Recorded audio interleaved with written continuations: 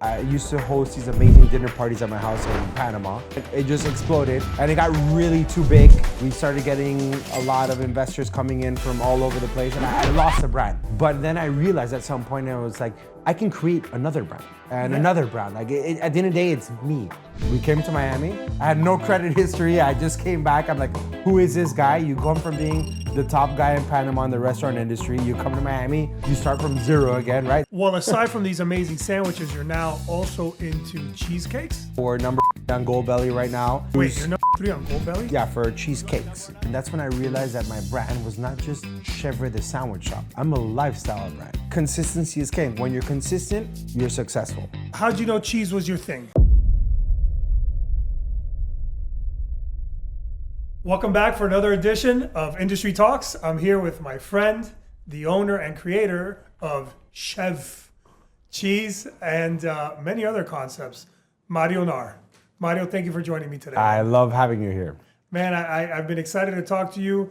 I've followed your story for many years. Obviously, we've known each other for quite some time, and you have the most amazing, let's call it boutique, bespoke experience that I believe is very special in Miami, and I'm so happy to highlight it and talk to you about it.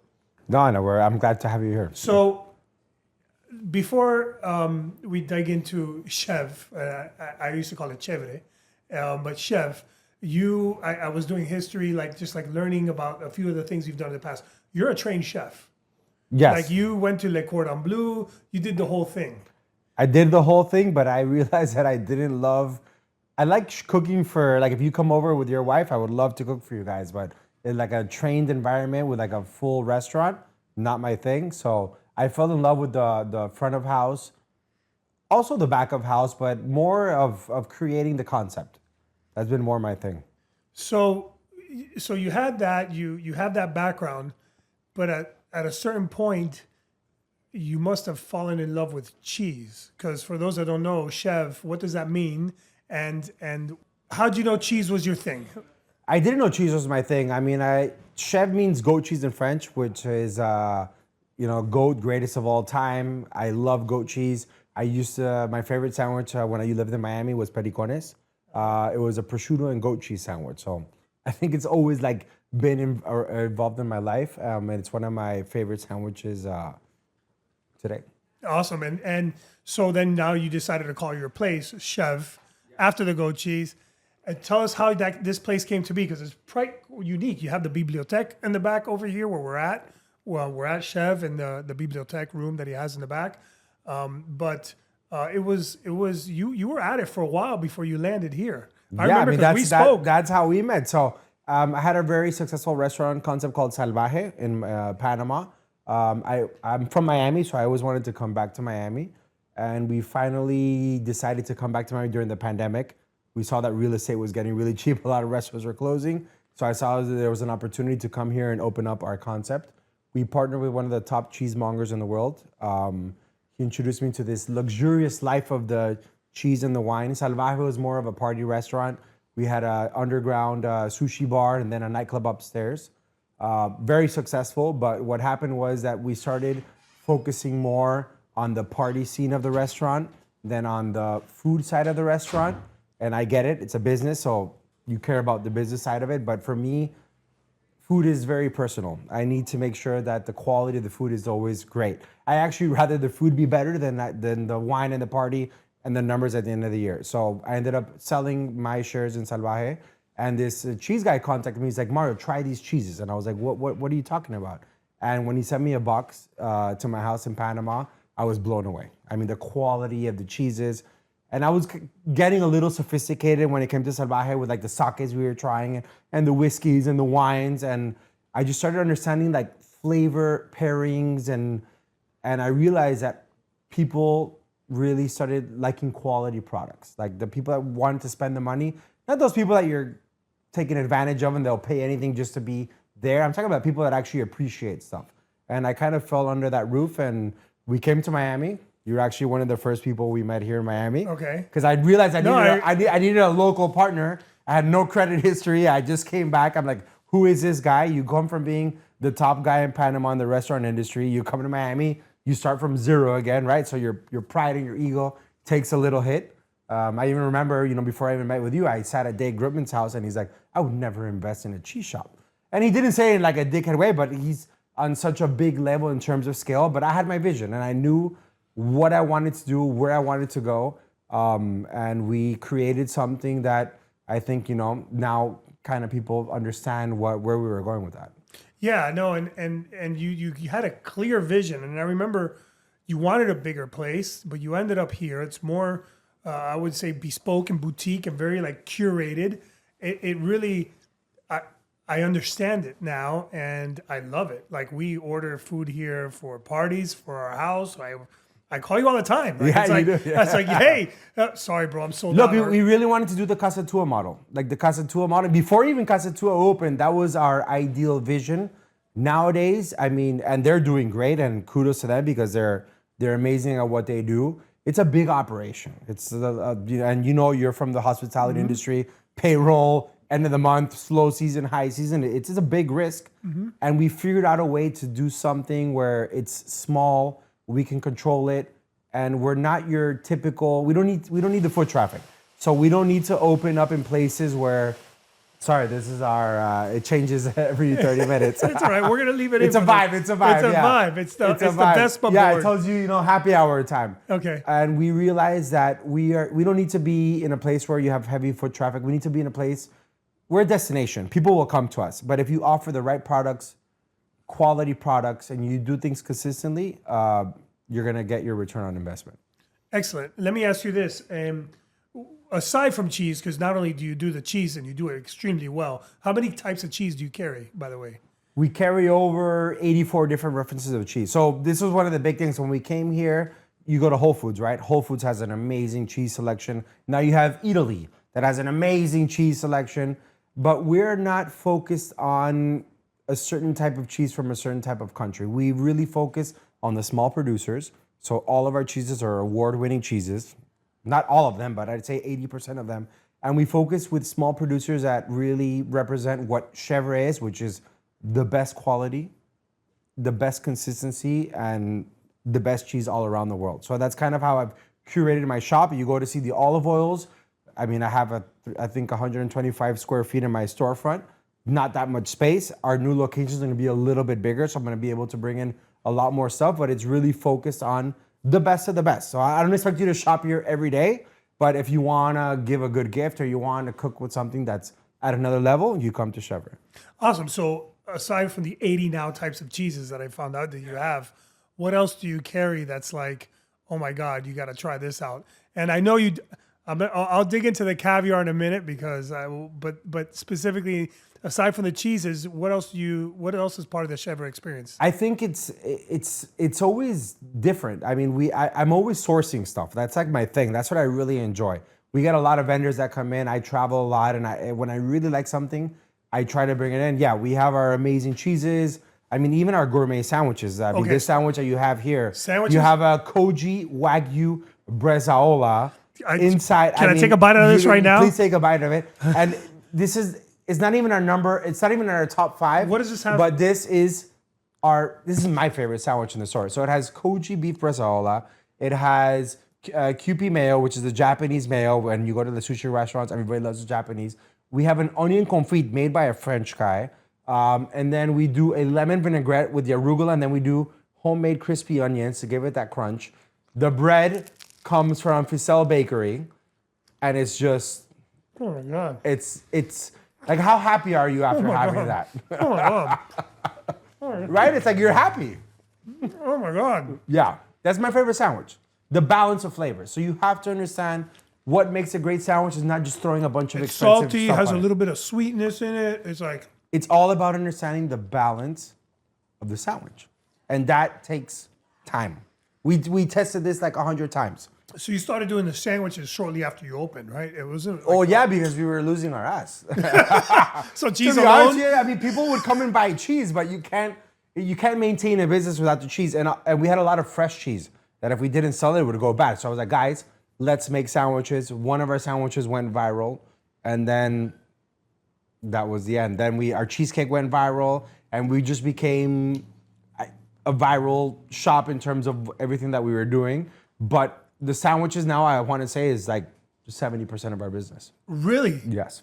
Wow. I mean, there was quite a few people when I got here today waiting in line to order the sandwiches, and I've walked in here and people. You know why? are Because having, the sandwich is so accessible. So for them to trust you to come in and spend, you know, $30, $40, $50 on a piece of cheese, initially it's not that easy. No. But if they try a sandwich and they're like, holy shit, that sandwich is fire, like I'm gonna try whatever else he's selling. And I think that was kind of the secret sauce to And has that been able to open up new clientele to you? Big time. Miami, as you know, has become expensive in the sense, and when I decided to sell $20 sandwiches, people were like, this guy's crazy.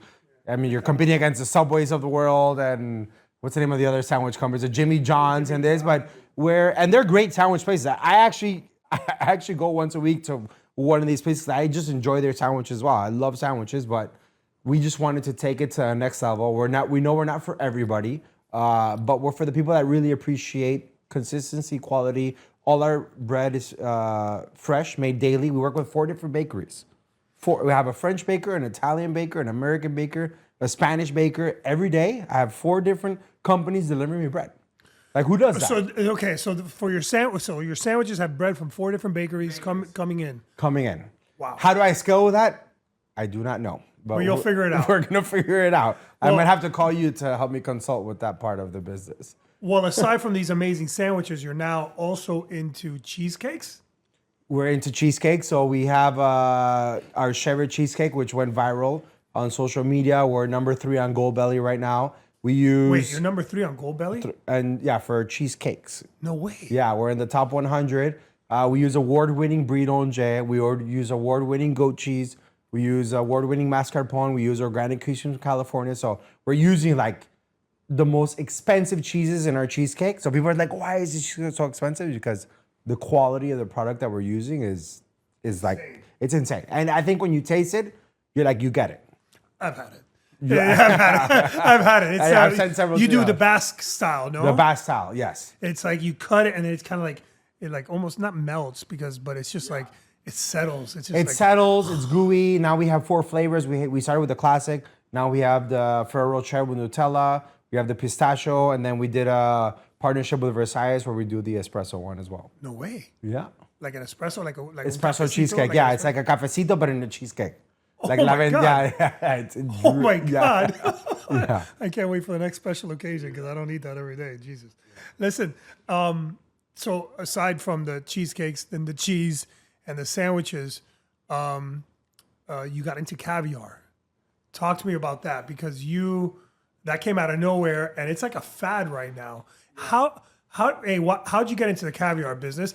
And B, how do you convince people to buy it and not take it as something like snobby, but like it's a cool and a great tasting thing because it's caviar is... Yeah, and there's a lot of caviar people out there. When I initially started the project, I partnered with Marcus Draxler. Marcus was Daniel Bullouts, Major D for over 20 years, so he's one of the top F&B guys in the industry. And I told him, hey, look, I want to start my own caviar company and just sell it inside of Chèvre. I didn't expect it to be what it is today.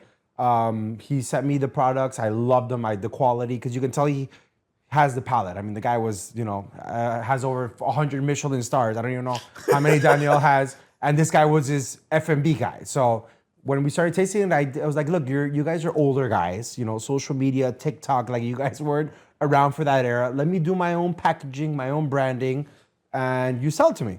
And once I showed them what I was doing, they're like, we want to invest in you. And I was like, well, what do you want? They're like, we'll give you 2 options. Either we give you the money for 20% of the valuation of your company, or we partner with you and we give you our costs. I'm like, I want you to partner with me and give me my costs. I don't want any of your money.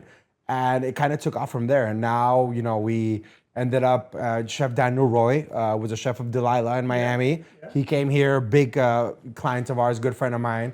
He's like, hey, I'm the new chef for Delilah. Do you want to come and, taste the caviar? I was like, yeah. I mean, I never thought about making this caviar brand outside of my concept, my story. It was all like a Chèvre base, like the cheesecake, right? Yeah, we sell to some restaurants and stuff, but it's a Chèvre concept.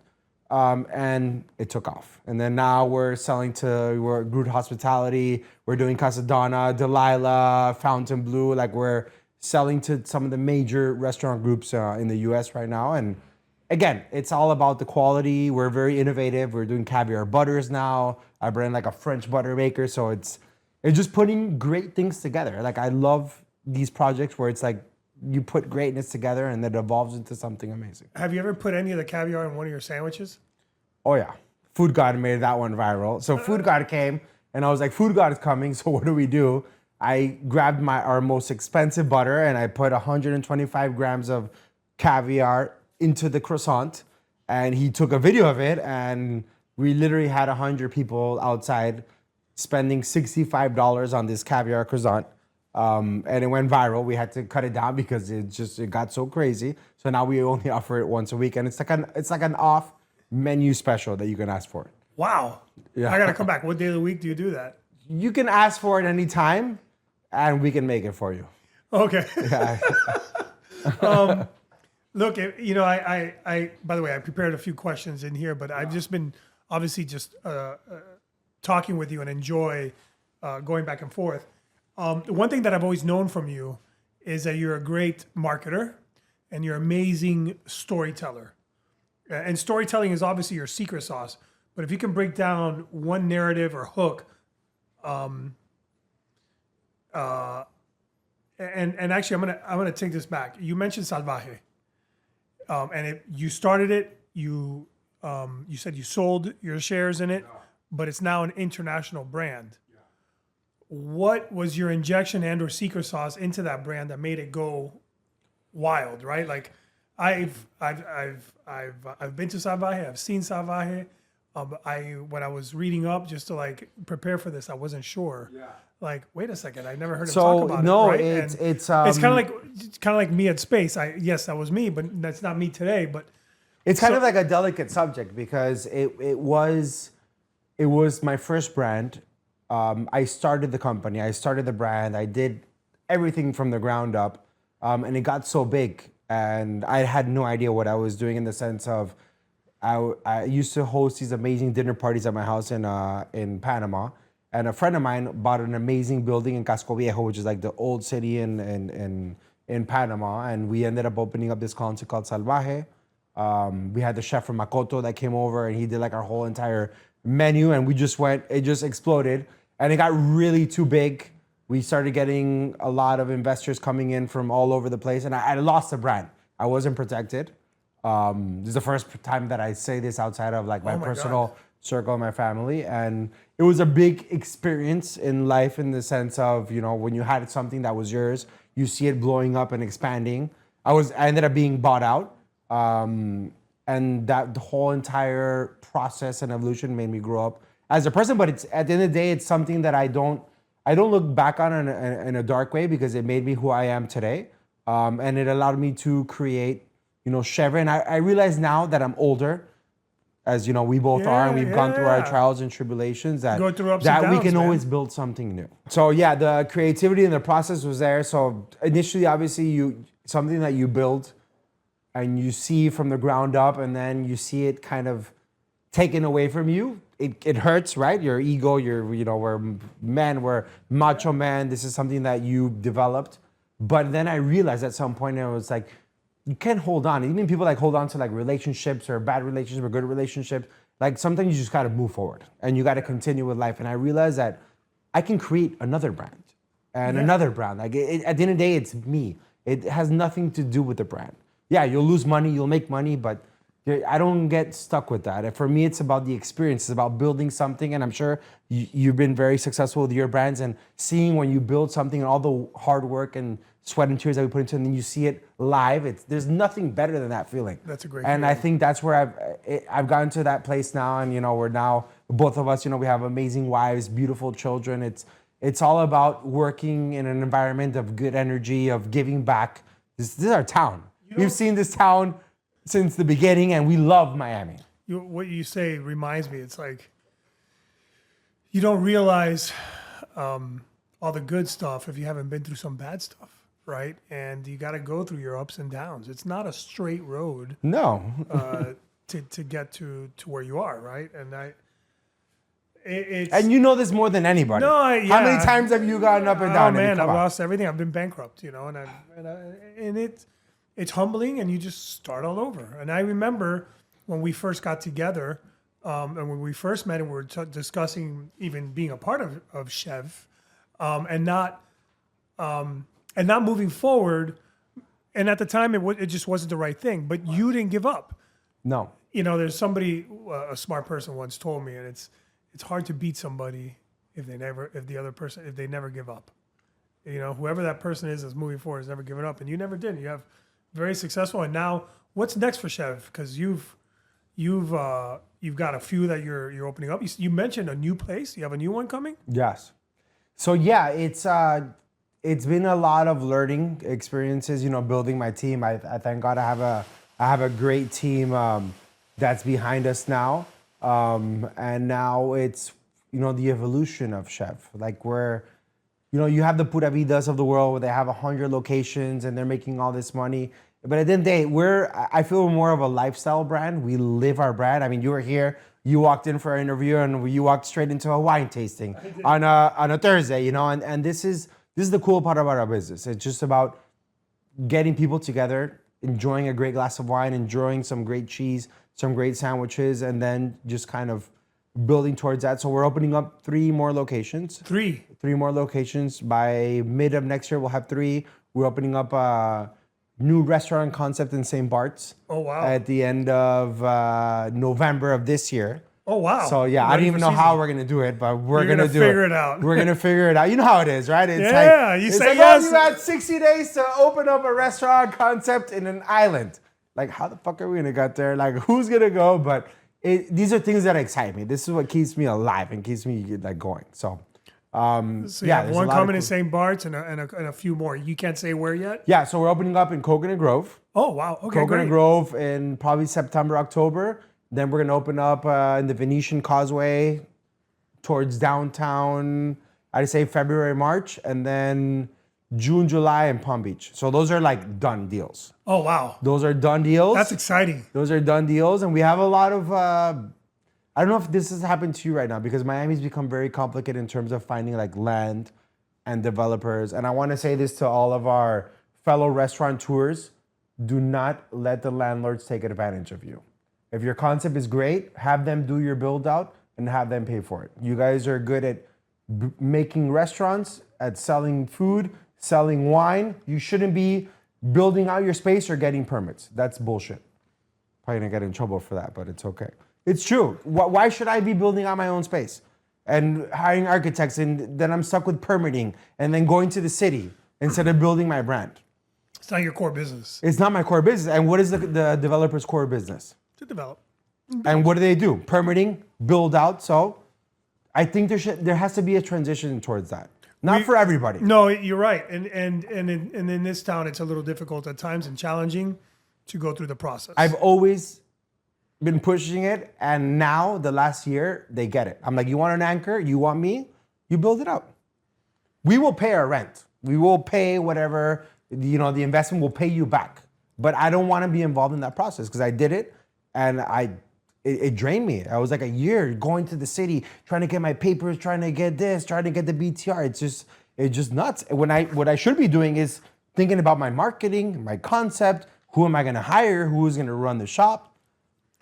Yeah, it is difficult to balance both. You have to be skilled in all things construction and development, and unless you're like a massive group, like a major food group, or you have like a whole in-house team. But 90% of us don't have that, and it's a struggle. So I just feel like there has to be an understanding now of, depends what type of developer you are. If you want something really high quality and really high end, you should pay for it, right? Like you pay for your floors, like you pay for your marble, like you pay for your finishes. You should pay for that restaurant concept that's going to go and drive business into your building. That makes sense. I mean, I can't argue that, right? Like that actually makes sense. Well, these are all the deals you're getting too. No, yeah, we're very fortunate, but yes, we're fortunate because my partner's a developer. I'm not saying for everybody, but you know what I mean. No, but the majority of people don't have a partner that's a developer, and it's. But we're also brands that we drive a lot of traffic and a lot of people, so it depends on their brand. And some developers, and some get mall owners will give you the TI necessary so you could do it yourself. And I'm sure now what you're saying is that some are willing to go above and beyond and actually execute on that for you. So that's It's that's not pretty about incredible. going above and beyond. It's that they're already doing it. They're Yeah, it's already great. doing it. For them to get another permit to do a grease trap, it takes. Yeah, that's just put it in the system. just put it They into already their have everybody system. on staff, anyways. And I always tell people, if our you guys want to come, you come here and you see what we're doing. Well, you mentioned it a few times, and we're actually here, and it's beautiful. It's a beautiful wine room, really, is what it looks like. You're into wines too, and you sell wines. Yes. It's Like, become a very expensive hobby. I wasn't into wines. I was a big tequila guy before, and now I think the older I've gotten and just the people that are around the wine industry and the events and people that are really passionate about wine, there's just something there. And obviously, it goes really well with cheese. It goes really well with cheese. So it's just very exciting to meet all these people. And I mean, we go to these wine tastings where we're tracking like back vintage wine, 1965, and nobody knows when they open up the bottle if it's going to be vinegar or the wines that can actually taste great. And there's something exciting about that whole entire process. It is. And I add to the experience with some great rare cheese and rare. Well, of course, the cheeses and whatnot. And today when I walked in to prepare for the podcast, you were in the middle of a wine tasting. You brought out a nice bottle of what's this? This is Perus. Nice. You can speak into your bottle of wine. Nice. Well, we're definitely gonna cheers here, and I'm gonna try. I've never had a drink on camera for a podcast, but cheers. I appreciate that. And I was looking forward to tasting it. Now reading the notes, it's like it's highly rated. This is a big boy, phenomenal. yes. It's a big boy. But how nice is this, Oh right? man. No, hold on. And then man. you got to pair it with this 36-month-old Comté cheese. So, aside from the wine, and you handed So me the take cheese. a bite of that, and I'll take another sip of the wine. This cheese has over 81 different flavor profiles. So you see the crystallization, you get that crunch, Yeah. the umami-ness, and then the wine is supposed to just balance it. It's either going to bring out the flavors of the cheese, or it's going to bring out the flavors of the fruits on the wine. And that's what you want. Oh wow. Oh man. And this is what we look for. And how do we get there? We just literally open up a bunch of wine and a bunch of cheese and we start playing around until we're like, I like this. This is pretty incredible, actually. It tastes really good. This is by far one of the funnest podcasts I've done today because I'm get to actually drink and eat while we're doing this. This is phenomenal. Mario, so aside from the wines, you carry a lot of wines, reds, whites, everything from all over. Is it local, All over. international? Yeah, we focus more on the geeky wines. We have some really big Geeky? boys. Geeky in the sense of we're not gonna overcharge you for the value of the wine. We're a restaurant / market, but we sell retail like a market. And we look for the vineyards that are next to like the really big names. So the Ayas and the Ornelayas and the Vega Sicilias, we do carry them, but we also have very value-driven wine that's really good quality at a really good price. Oh man, that's amazing. Nothing under $20, everything's 20 to 30. So most of our clientele is, I'd say, 25 to 35-year-olds in the sense of they're learning about wine and they're willing to spend over $20 on a bottle of wine and they want to get a little bit of education on it. The wine, and obviously you handed me an amazing piece of cheese in it, but one of your core businesses is not only selling of the individual cheeses and the sandwiches and the cheesecakes and the wines, but you do these big party boards too and charcuterie boards, no? Yeah, so our catering company just took off the last year. We were initially doing, and I've sold a lot of boards to your house Yeah, man, on Christmas, and now we're starting to do really big events.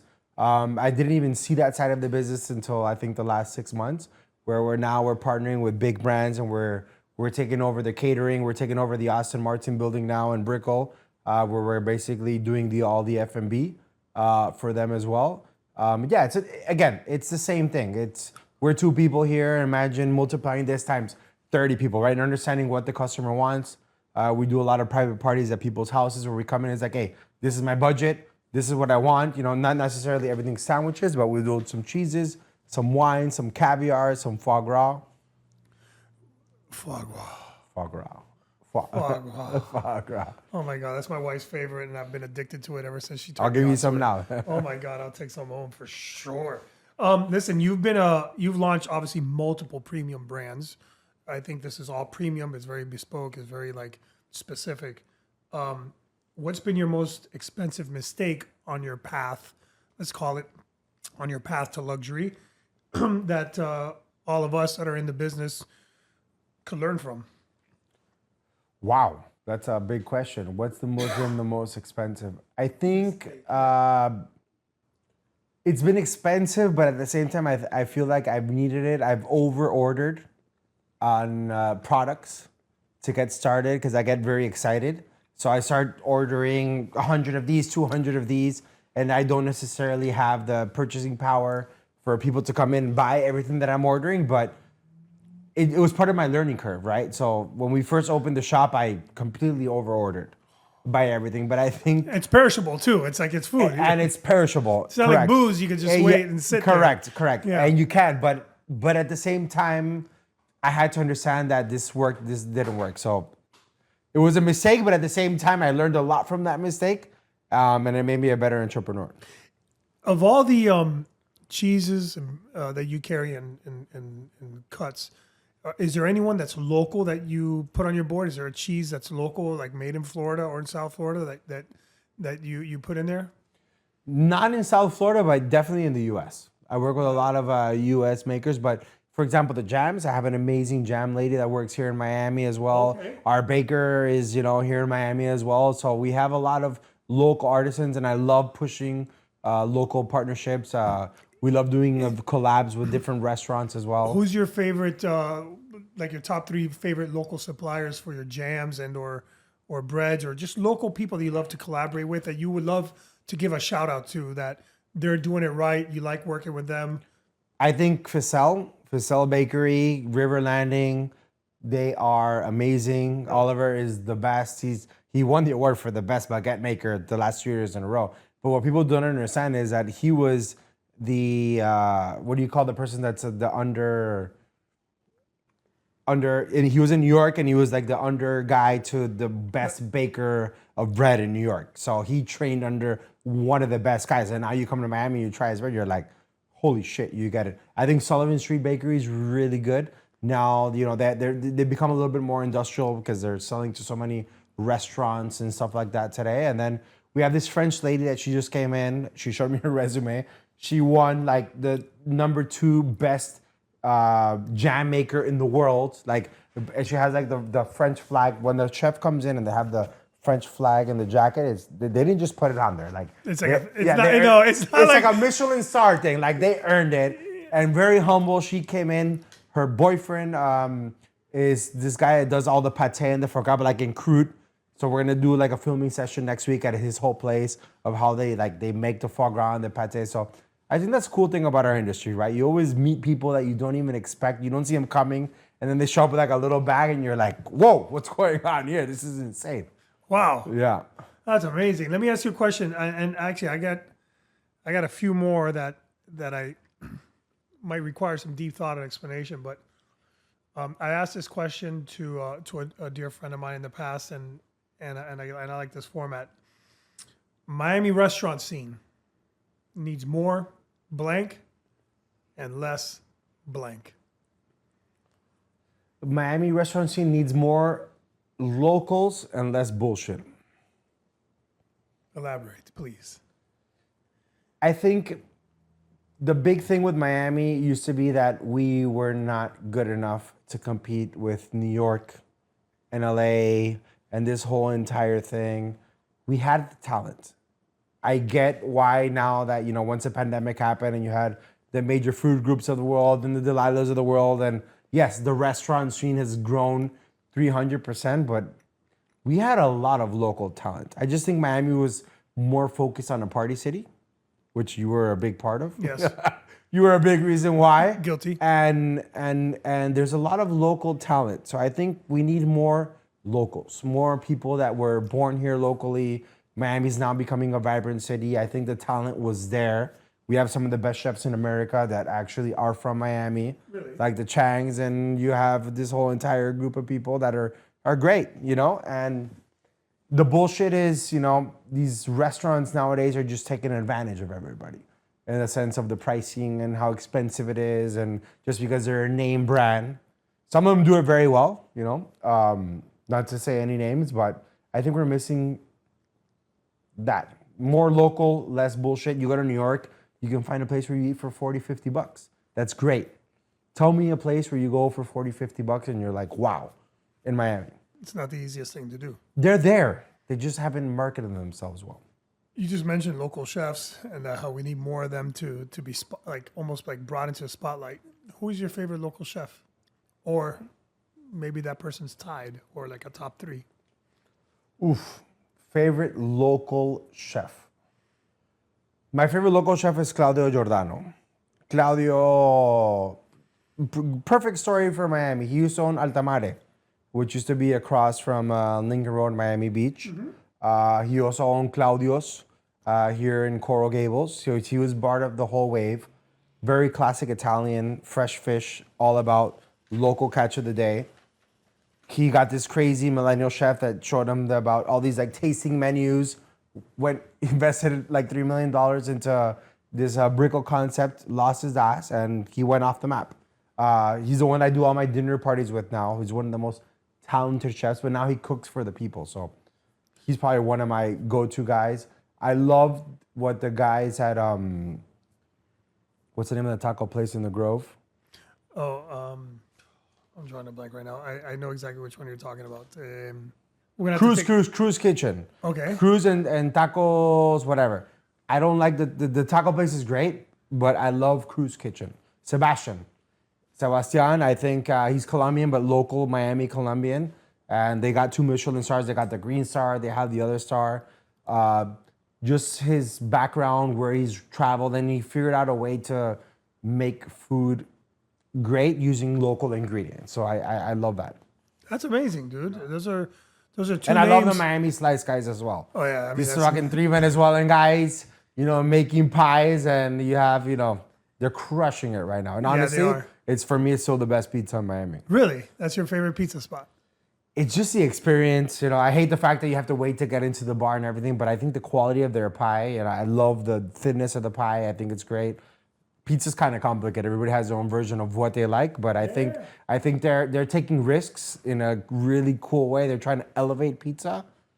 I've always wanted to do like a pizza omakase concept. That's like been in my. That's pretty cool. Like a pizza case. Like I know it would be called Oma Pie. Oma Pie? Oma Pie, yeah. Oma Pie? Oma for omakase and pie for pizza. Oh my God. Where you come in, you spend $65 and you have 8 to 10 mini slices with like different wines and sakes and beers, and you're out. All in for like $125.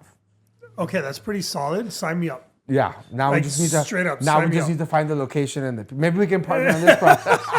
I mean, Yeah. I guess you could do it here, or you do it in a bigger spot. Yeah. But, Well, you need the oven. We don't have an oven here. I have a true or false question for you. In Miami, atmosphere sells more plates than flavor. True. Why? Why? Yeah. Not why, or like explain. It's just all about the atmosphere. It's like go to a Dolphins game, go to an Inter Miami game, go to a Heat game. Unless it's a playoff game or we're playing the best team and it's a place to be seen, we don't give a shit. Now you go to Green Bay and you go to a sports game, they're packed every game. Monday, Wednesday, Thursday, it doesn't even matter. Miami's a place to be seen. That's one thing that kind of pisses me off in the sense because we're local, so we have this whole fair weather fan base that we only go when it's good. I'm the opposition of that because I actually go to the games when we're 1-15. You're an avid sports fan. I'm a huge sports fan, and I love my teams. I'll support them no matter what. That one season where the Miami went like 1-16 and Greg Cucurullo caught the touchdown, I was there. I was there, and it is what it is. People complain about us being that way, but when it's packed, put us against anybody. That's all I have to say. If the game is right and you want our fans to show up and party, we'll rock any stadium. It's an amazing vibe and experience, when everybody shows up. I have another one for you. And today, and this is specific, and I'm asking you these restaurant questions because you're the restaurateur. I see this as a restaurant and your concepts, and obviously your chef background and your history. But today's menus have too much blank and not enough blank. Today's menus are too complicated and they're not consistent. What do I mean by that? You know what my favorite restaurant in Miami is? Hillstone. Hillstone. You know why? Well, first of all, it's the most solid, consistent restaurant chain in the country. You said it. You go there for what you go for. They're not trying to reinvent the wheel. They're not coming out with crazy specials. And tell me one dish you've had at Hillstone, you're like, I didn't like it. It doesn't exist. Consistency is king. When you're consistent, you're successful. And what I love about them is that they don't change. They don't do shots at the bar. They are who they are, and they're consistent. And I think consistency in our business, and you talk about it all the time. I mean, I talked to you the other day, and I was super impressed where you told me that you go to every, I think it was like Friday night or whatever when we were hanging out, like every Friday, you go to every single venue. Like I thought that was, it inspired me. I was like, this guy's on his shit. He's on his business. And I think you need that in this industry. And you need to be present. You need to be present, and you need to be consistent, because the things are going to happen all the time. This is going to happen. A customer is going to complain. Like, it's not perfect. We get it. You know, our employees have off days. It happens. But as long as you're consistently great, or at least are trying to achieve greatness, you'll be okay. Yeah. Now I remember when we last saw each other, you're like, wait, where are you going? I'm like, man, I got to go to 7 places tonight. Yeah. I was like, what? 7 places? Yeah. I think that's going to be us in like 4 years. Listen, first of all, I hope so. Yeah. And I have no doubt in my mind that you will be successful and get there. So we've been, but what I would say is with that is, we hire, or we try to work with the best of the best, and you entrust them as like you place the world on them because they're running your business for you. But as an owner, you need to show up, right? 100%. And you need to show up. And I don't necessarily have an operational role, because I want everybody to still speak to the management team so that the manager still has the control. I don't want anybody to mom and pop us, etc. And that's been one of my, and I was talking to my GM, Vlad, right now, is that we're at 2 locations right now. Now we're going to go to 6. So how do we scale in that sense? Because at the end of the day, I want to empower my team. Yep. Because I want them with me. I want them to grow. I want them to make more money. I want them to be more successful. Because at the end of the day, my success depends on their success. So absolutely. I get that part of it. So it's a conversation that needs to be had. And how do we get there together? Because if we all succeed, we succeed as a team. And we all fail, we fail as a team. When I visit these venues in the weekends, my goal is to see things. Make suggestions, right? Because maybe I don't know exactly why something is a certain way because something happened and they had to adjust. But my main goal to go is to support the management team. What's your style? Is your style very like you just watch and then I'm very reactional. So I see something immediately and I go crazy. I used to be that way. That's my style, but I'm trying to learn how to control myself. I used to be that way. I used to be very reactional and maybe go straight to the employee, right? Yeah. And that is the worst thing you could do, in my opinion, right? Look, there's many different ways to do it. So now I go, I take notes, and maybe on the way out I have a conversation, but I really on the way out I send notes or speak about it on Monday's meetings, if it's not something that's a catastrophic emergency that has to be fixed. But a lot of times, it takes a skilled person that's been doing it for a very long time to look at the vibe of a room, the levels of the music.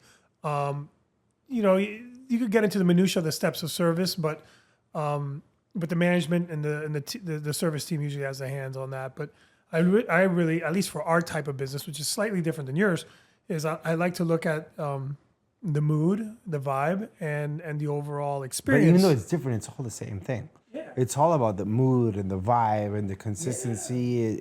Yeah. It's a whole entire thing. Like, I'll be honest with you, like even when we promote that we're opening up like in Saint Barts, our sales jumped like 30%. And people were tagging us like Chèvre Miami, Saint Barts. Like they wanted to be a part of something bigger. And that's when I realized that my brand was not just Chèvre the sandwich shop. I'm a lifestyle brand. It is. We did a paddle reserve. We sold out in 24 hours. We did a tournament. After the tournament, we did like champagne and caviar. And there's few brands in Miami that have that lifestyle mentality. Like Casa Tua is one, for sure. You have Pura Vida now, for sure. It's a lifestyle brand. you guys with the Wharf, it's a lifestyle brand, and it's different. Like you can operate as this is a store, we open up another store, or your ownership has to live the lifestyle. And if you look at all the owners of the brands that I just mentioned, we're all living the lifestyle. Yeah. Well, listen, you get it when it comes to brands, people identify with certain brands, and that's how they become, I believe, loyal to it because of what their loyalty to that brand, how it makes them feel and what they can be perceived as. That's why certain people only wear certain types of shoes or certain types of things or eat in certain places. And you've understood the branding really well. One thing that you did really well, and this was before you even opened up, is you had an incredible Instagram following. I'm not sure if it's called cheese porn. People hated me for that. But what is it? Was it cheese porn? Is that what it's like? What's the nickname of that? I figured out very quickly that you can invest all these massive amounts of money in a video, but if you just grab a piece of cheese and you put it in front of a camera and you do the cheese stretch, there's a study, psychological study, that says that it has the same addiction as cocaine and methamphetamine, which is crazy. So I couldn't understand how I would have this amazing wine tasting with an amazing wine and this whole entire setup, and then I would just grab literally 2 pieces of bread and do a cheese pull, and I was getting more views on the cheese pull than on the whole entire experience. So I started pumping out these ads. I was sponsoring Targeting Miami on Instagram. We ended up opening up with 15, 20,000 followers, like since day one. But people thought we were fake. It got to the point where like, you guys are bullshit, this Chev is not real. And I was just kind of like testing the market. So I suggest for any brand that they wait to start doing pre-marketing bullshit. Start marketing as soon as possible. Start pulling some cheese. Piss people off. Because really the only people that are pissed off, there's like 10 out of the 1,000 people. And who cares about those people? They're pissed because they want to go. They're still going to end up coming. At the end of the day, you got to pay attention to who likes you. We took a little longer than what we expected, but yeah. you it took you a minute, but I feel you found your right groove. Listen, you've actually had your ups and downs. You've shared a lot of knowledge too on your story. Is there any lessons you've learned that you haven't shared that you would think any aspiring person getting into hospitality should know? Consistency again comes back to it. I do my marketing and you work with these big marketing companies where they tell you, we're gonna do 3 posts a week and we do this and that. I don't follow any of those rules. I've fired almost every single marketing company I work with just because they don't have the passion for my brand that I have. They run 7, 8, 10 different brands. I know you guys have your whole in-house team now, which is great because you kind of control the ambiance and the marketing. So I would say you, first of all, have to really believe in what you do, and you have to be the driving force. I've always wanted to pull myself away from the brand and then just be, I've been trying to do it, but I can't do it because I love it so much. And nobody's going to eat the sandwich the way I'm going to eat the sandwich or bring in the cheese. It's like I'm going to house the sandwich as soon as we're done, by the way. The sandwich is incredible. Yeah, so we learn every day. I think now the most important thing is, taking care of your people, your team, your family. We live in, I think, the best city in America. I love Miami so much. I'm 305 to die. This is my town, my city, and I will do whatever it takes to protect it. And, welcome all the new guys coming in from all over the world. But you got to understand that this is our city. Amazing, Mario. Mario, thank you for your knowledge and your time, man. I enjoyed shooting the shit with you. Is there anything that we didn't say that you needed to say, or is there anything? No, dude, guys, Emmy. Mario, real quick, what are the 3 best dishes that you have here at Chev? Oof, 3 best dishes that we have. My personal favorites are the ones that we sell the most. 3 best. The 3 best. So that one, it's on the menu. It's new. It is, for me, it has everything that you need in a sandwich. Creaminess, butterness, has the Wagyu, it has the onion confit, the saltiness, the mayo, the lemon vinaigrette that brings that acidity, the bread is perfect. I'd say our other big sandwich, and this is like a big no-no in Miami, I think we make one of the best Cuban sandwiches in Miami. No! Yes. You did not go there. Yeah, I went there. We have It's our number 2 sold sandwich in the whole entire shop. Number 2 on Uber Eats right now. It's our Cuban sandwich. We make it with Italian porchetta. Then we do a little bit of onion confit, and we do a little. Sorry, not onion confit. We do a little bit of what do we do? Garlic alioli. That we put in, and then we put a little bit of onions on top of it, and a little bit of Emmental cheese, which is the same cheese that we use on it's a Swiss cheese. Oh my God, this is like the It's fanciest really Cuban good. sandwich ever. And then our cheesecake. Oh, yeah, cheesecake's hands out. Our It's cheesecake amazing. is there. It's insane. It's insane. And if you order our grilled cheese, it's called the GG Bite. You put a little caviar on top of it. It's really good as well. Oh my God, Mario. Thank you Emmy, so much, by the man. way, this guy, legend in Miami. Still look up to him. Still see what he's doing. And thank you for having me on the podcast. I appreciate you, man. Thank you so much. Dale, papito. Dale. Thank you.